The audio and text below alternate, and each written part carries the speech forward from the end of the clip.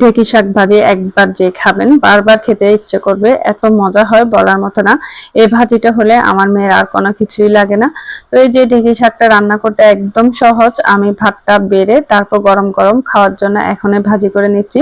5 মিনিটে ঢেঁকি শাক ভাজিটা হয়ে যায়। এখানে আমি রসুন কুচি দিয়ে দিয়েছি। রসুন কুচিটা যখন একটু ব্রাউন কালার হয়ে আসছে, আমি পেঁয়াজ কুচি, কাঁচামরিচ আর শুকনা মরিচটা দিয়ে ভালোভাবে ভেজে নিচ্ছি।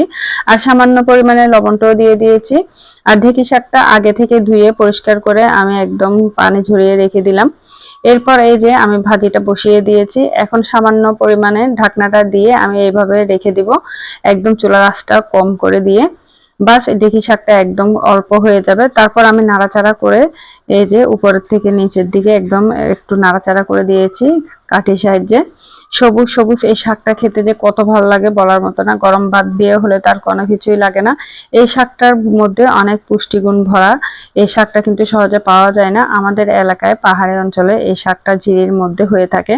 তা আমাদের এখানে যখন বিক্রি করে আমি পেলে নিয়ে আসি। আমার মেয়েদের অনেক পছন্দের খাবার। এই যে কমপ্লিট হয়ে গিয়েছে শাকটা, এবং এখন গরম গরম